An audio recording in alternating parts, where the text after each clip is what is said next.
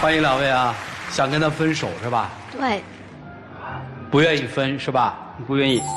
所以今天你要来挽留他，还是你要来坚决跟他分手？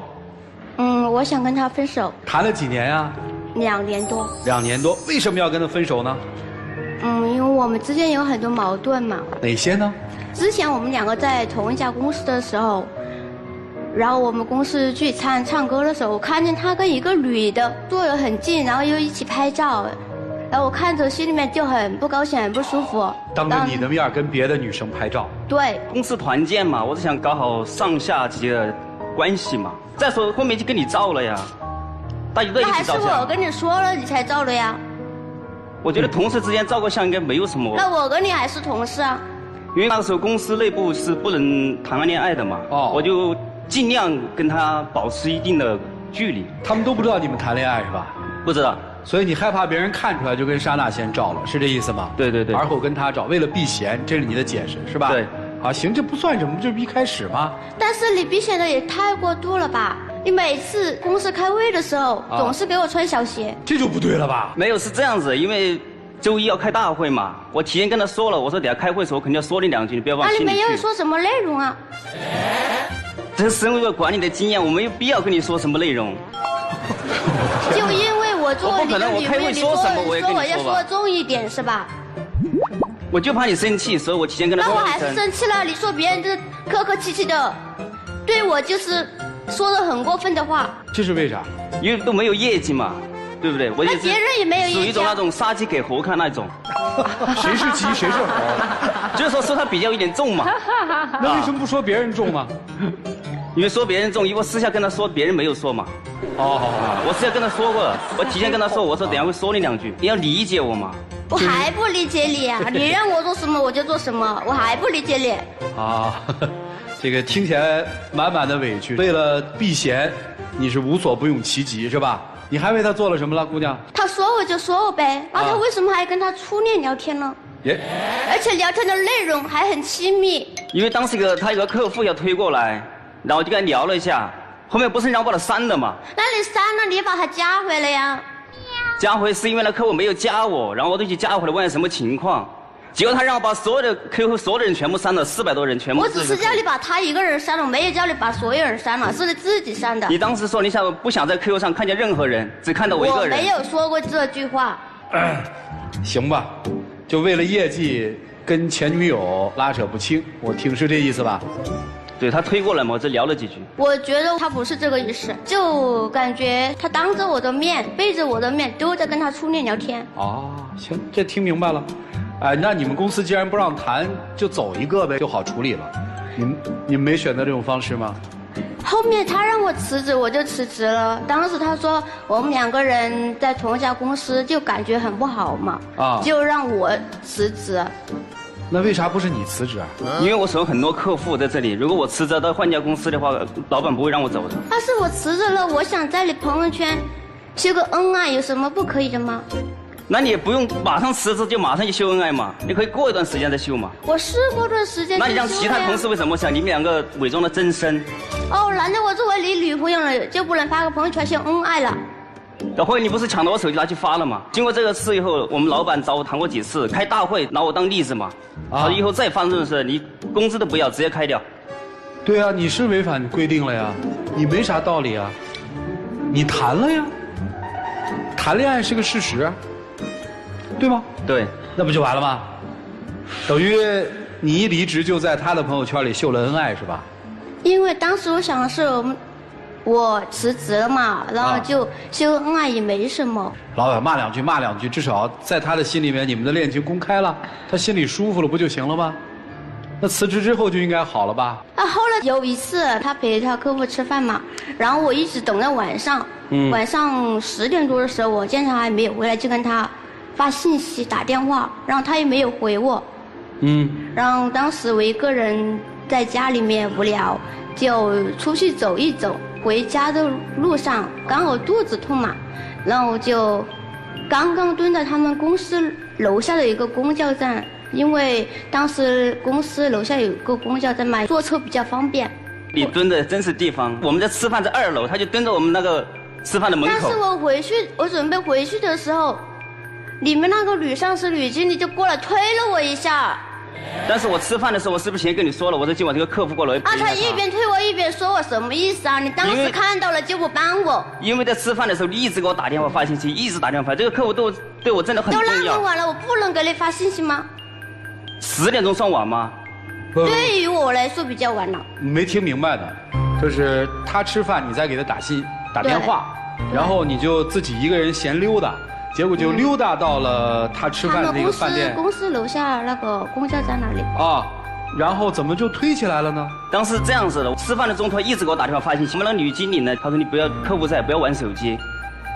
当时出来的时候就看到就蹲在那里，我就去送客户了。但是我没有看到他走过去，我走过去，我以为他走过去是扶他，结果一直在推他，结果把他推到地上了。不是，那他凭什么推人家呀？他也是喝多了。喝多了就可以推人是吧？因为他也很在乎这个客户嘛，公司都很在乎这个客户。那我作为你的女朋友，难道比不上一个客户重要吗？重要，当然都重要。但是这种节骨眼上面，我肯定是我站在中间很为难嘛。但是我不知道他为什么会推你在地上。都推到地上了，那得道歉啊。是吗？第二天早上，那个女经理发信过来嘛，就说。但是你拦着他没有让他给我道歉啊？因为他喝多了。喝多了就可以随便推我。就随便可以骂我，我没搞明白这是什么逻辑？为什么跟重要客户谈事儿会喝多呢？重要客户谈事儿不都很清醒吗？喝酒的时候不是不谈买卖吗？因为当时我们正好也在谈，喝的又是白酒。哦，算了吧，反正这事儿也不追究了嘛，女生都忍了，咱们就当忍了嘛。就这还没提分手是吧？那后来又发生了些什么，让你现在要跟他提出分手呢，姑娘？因为经过那件事情过后，他觉得都是我错怪他了啊，从那个公司辞职了，然后辞职过后呢，非要跟他朋友一起去创业。我就跟他说了创业风险，他非不听，还要去创业。啊，我创业不是为了我们更好的生活吗？那么点工资怎么买房买车，一会儿还结婚？创业买房买车。结果亏得血本无归啊！那这个创业都有成有败嘛，这个无所谓。这个我也知道，我就是叫他不要去创业呀。然后失败了以后，我觉得特对不起他嘛，他一直陪在我身边，也没有不离不弃的。我后面就没创了，然后也去上班了。欠钱了吗？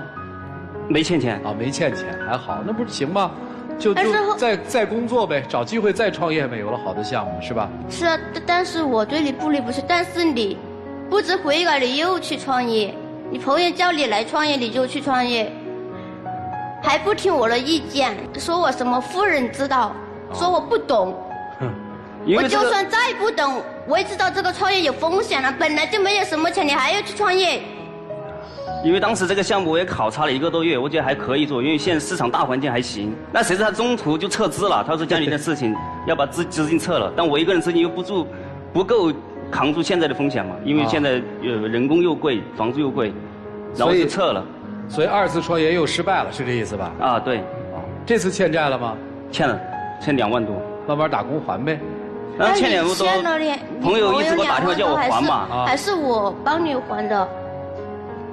啊，这就从感情的纠葛发展到在经济层面也有纠葛了。钱是你还的是吧？对。所以那个时候就觉得特别不当时我本来想的是不让他还的，但是朋友打电话一直催着要钱啊，但是实在没办法，我都跟他开口，我说先拿2万块钱给我啊，等我去上班了赚的钱就还给你。打借条了吗？没有。哎，打个借条就借了有钱就还啊，咱们不欠这钱啊，这说不清楚，都说不清楚，咱们还是说感情吧啊。现在呢啊，创业失败之后他做什么呢？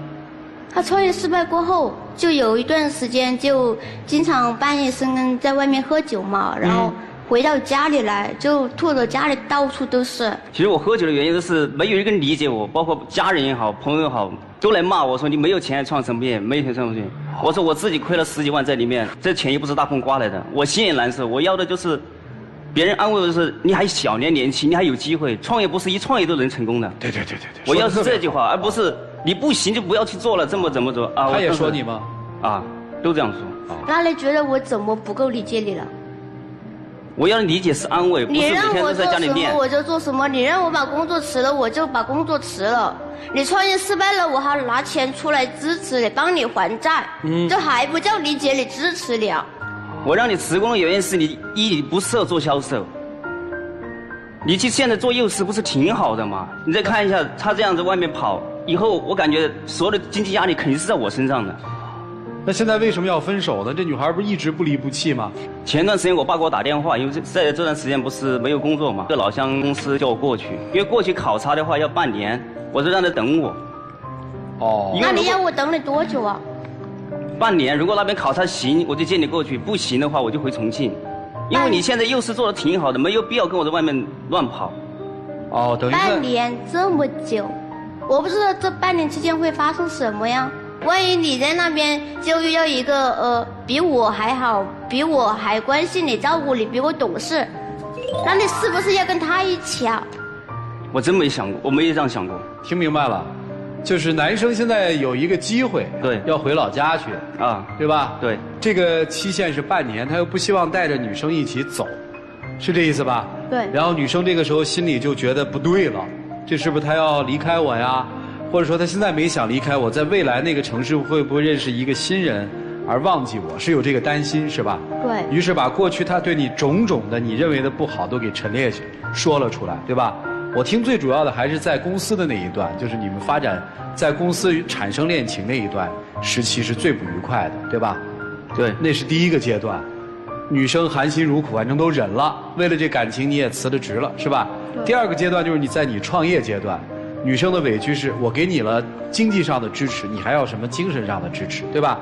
你的委屈来自于你也不理解我，是不是这意思？对。那女生不接受异地恋是吗？不接受。因为我之前有一个男朋友，他在上海工作嘛，没有到半年我们就分手了。哦，就感觉很接受不了异地恋。女生，你觉得他关心你吗？不关心我，就有时候我生病了呀，然后我叫他帮我倒一杯热水，他就一直在那里打游戏。戴着耳机我没听到。我叫你那么几遍呢。那。这个其实，在现实生活里，你跟他分了就完了嘛，干嘛要到我们这儿？就主要还是舍不得嘛，毕竟在一起2年多了，也有一定的感情啊。舍不得什么呢？我听你说的都是他的不好啊。因为刚开始在一起的那个时候，确实很开心。好了，各位老师，因为自己的男朋友要回老家看看，女生产生了诸多的不安，于是把恋爱当中所有不好的回忆全部都勾了起来。女生说：“我要分手，这段关系应该怎么办呢？”一起进入丘比特问卷。我们怎么去判断这个人爱不爱我呢？就是看我在这个人的心中的优先级。你知道什么叫优先级吧？知道，就凡是他把我放在第一位。你看你在他心中优先级高吗？工作比你高吧？创业比你高吧？老板比你高吧？客户比你高吧，到最后游戏也比你高，你在他心中不重要嘛？所以，他爱你吗？他只是接受了你对他的好而已。那么回过头来，我们来说说你一直表达的说，我知道这是不对的，但是我舍不得，这是为什么呢？舍不得和你那个对象好不好是没有关系的，舍不得来自于什么地方？舍不得是来自于人类啊，就天生就厌恶损失和害怕自己受到伤害。一段感情在开始的时候，刚开始的时候，它是对手戏，2个人一起演；等到要分手的时候，它是独角戏。这个时候你要战胜的是你自己而已。所以你现在真正要战胜的是自己心里的那个舍不得的情绪，而不是判断这个男人爱你或者不爱你。因为那已经很明显了，就这样。好，谢谢陆琪老师。来，珊娜老师。我觉得你们的感情可以大致分为2个阶段。第一个阶段其实属于办公室地下恋。老师，来，李总。这个事情啊，我不同意前面2个专家的看法。我觉得他应该还是喜欢你的，你觉得对吧？你跟他这么长时间，他都没有对你好过吗？有。比如说？比如说，他会去帮我煮红糖水。每个月如此吗？对。每个月啊？那比我好多了，这男人。我想说什么呢？我觉得你们两个最核心的问题，在于你们两个的控制欲都很强。小川为了控制你们俩的事态不被人发现，先跟所有女人照完相，对吧？在你的要求下，要不还不给你照，对吧？然后骂人先骂你，对不对？对。然后呢，你怎么打电话，他客户他就是不走，他控制欲很强。但是呢，你是在一个柔弱的外表下，控制欲比他还强的女人，跟一个前女友这个交往肯定是不对的。但是呢，把400人都删了，你说不是你说的，但是我觉得啊，如果不是你说的，他不会把400个客户全删了。第二件事情，你一走，马上要他发朋友圈，你明摆着要知道，这个发朋友圈会让领导心目里边马上觉得这人是个阴暗的人。你明明知道这样，你还要逼他发，甚至抢他发，你的控制欲强不强？第三，客户吃饭，不是跟干妹妹啊，那个时候他是真的为了工作，是不是？对。那你想，你那么样子去影响他，是不是影响他？当然你是爱他的，其实，对吧？因为你给了他2万块钱，我能看出来，他也是爱你的，否则他不会做那件事。要我就不接电话了。还给我打电话，我电话直接关了。打一次，我跟你说，我回去我又是跟客户，我理正辞严，我没有亏欠你，对吧？亏欠了我还有点问题，我没亏欠啊。他还一个劲儿的在整，以至于都被领导骂了。包括删那个，不管是不是你说的，他删了，那说明他在乎你。然后最后他让你抢了，他发了，而不是说再拿过抢过来再删掉，说明他在乎你。所以你们俩都要减控制欲，才有可能在一起，否则的话没戏。好，谢谢。涂老师，说句实在话，如果一个人想要做一个一碗水端平、非常公正的人，把自己的爱人、亲人跟别人同样对待，固然对于旁观者来说是很值得尊重的，但是呢，只是对于我们来说，这种人是受欢迎的。但我们会要这样的亲人吗？我是做不到的，因为我是个俗人。但如果一个人能做得到，除了能够赞叹他的职业素养之外，我还要批评他缺乏凡夫俗子的普通情感。在很多事例当中，的确你都排在了后面，但只是排在后面，还不是最重要的。最重要的是你被他的女经理推倒，那个女经理曾经也是你的同事吧？对。他为什么在女经理面前不服你？其实这里面一些事情让人浮想联翩。如果非要去确定一个人是否爱自己有一个标准的话，这个标准不是每个月给你泡一个红糖水，除非他能够一连泡上3年。我觉得还是在第一时间下，本能的愿不愿意保护你，愿不愿意牺牲自己的利益成全你，看不得你受伤，看不得你受罪，在那种本能之下的反应是最自然的。如果说这个男人跟你在一起相处了这么长时间，连一点对你好的事情都没做过，就像你所举的例子，你说他对我好的时候很少，但是会给我泡红糖水。如果他跟你在相处这么长的时间里面，一点儿对你好的事情都没做，那你岂不是太不值得？但是做了这么一点好的事情，就能够证明他爱你吗？我认为不是。我觉得你喜欢这个男生，也许是喜欢他的优秀吧。但是如果他不爱你，他的优秀跟你有什么关系？厉总说你想控制他，其实我不觉得是想控制他，你是一直在想打动他，你一直在向他讨好，尝试着告诉他这个世界只有我最爱你。但你打动他了吗？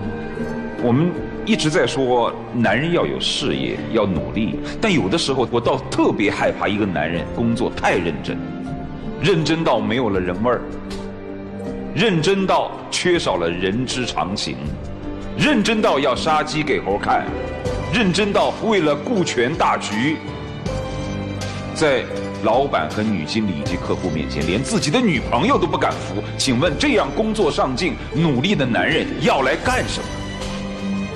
他现在事业还不是很好，如果他的事业很好，也许你现在的地位还要更差。这就是他所说的顾全大局。你明白吗？你好自为之吧。好，谢谢涂老师。我恰恰觉得千万就是不要纠结，就是做人啊，很多人说，哎呀，我分手分不掉，分不掉就别分。恋爱这件事情，有的时候要由着自己的性子来，想分手就分手，不舒服吗？我是一直崇尚感觉论的，你知道吧？就是我感受到你爱我了，你就真的爱我了。你感觉不到的爱，那就是没有爱，就是没有存在，没有什么对错。男生有一点你要考虑，就是人生总要做一些选择。规定不可以谈恋爱，那就是不能谈。谈恋爱您就走，这是最好和最高明的。你会很舒服，你一辈子会活得很舒服。你不管做什么，我承担后果嘛。就人生一定要做选择，哪有那么多让你两全其美的事儿啊？没有的。女生，树立原则底线，画个底线就完了。接下来时间留给你们自己，一起进入真情60秒。我知道我之前做的很过分，也谢谢你对我不离不弃。我创业失败。来，请关门。那接下来当然是他们自己的选择时间了，他们会作何选择呢？请开。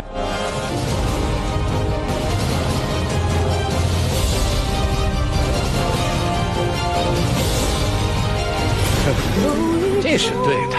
还有话吗，小伙子？其实有种难受，真的，在一起3年真不容易啊，一起走过了这么久。当我最困难的时候，他还是对我不离不弃的。